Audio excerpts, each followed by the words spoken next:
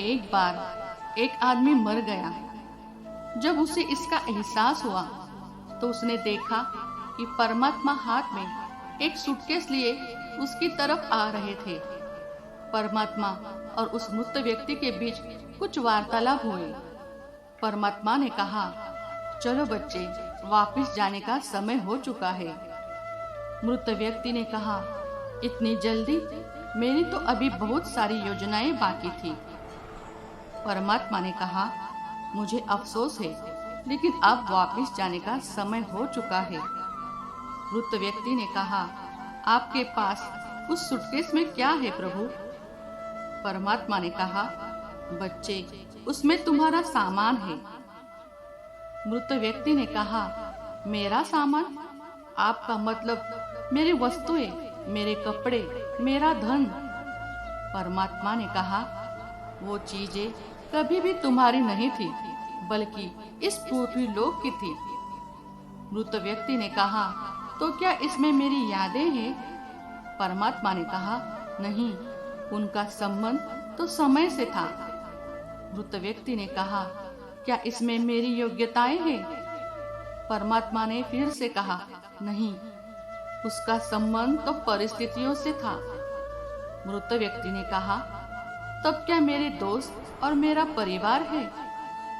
परमात्मा ने कहा, नहीं मेरे प्यारे बच्चे, उनका संबंध तो उस रास्ते से था जिस पर तुमने अपनी यात्रा की थी। मृत व्यक्ति ने कहा, तो क्या ये मेरे बच्चे और पत्नी है? परमात्मा ने कहा, नहीं, उनका संबंध तो तुम्हारे मन से था। मृत व्यक्ति ने कहा, तब तो ये मेरा शरीर होना चाहिए। परमात्मा ने कहा, नहीं नहीं, उसका संबंध तो पृथ्वी की धूल मिट्टी से था। फिर से मृत व्यक्ति ने कहा, तब तो जरूर ये मेरी आत्मा होनी चाहिए। परमात्मा ने फिर से कहा, तुम फिर गलत समझ रहे हो मेरे बच्चे, तुम्हारी आत्मा का संबंध सिर्फ मुझसे है। उस मृत व्यक्ति ने आंखों में आंसू भरकर परमात्मा के हाथों से सूटकेस लिया और उसे डरते डरते खोला तो वो सूटकेस एकदम खाली था। अत्यंत निराश, दुखी होने के कारण उसकी आंखों से आंसू बहने लगे। उसने परमात्मा से पूछा, क्या कभी मेरी अपनी कोई चीज थी ही नहीं? परमात्मा ने कहा, बिल्कुल ठीक बच्चे, तुम्हारी अपनी कोई चीज नहीं थी।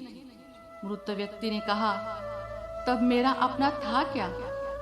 तब परमात्मा कहते हैं, तुम्हारे पल, प्रत्येक लम्हा, प्रत्येक क्षण जो तुमने जिया वो तुम्हारा था।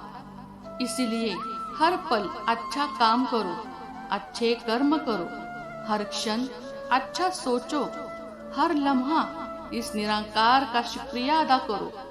जीवन सिर्फ एक पल है, इसे जियो, इसे प्रेम करो, इसका ही आनंद लो।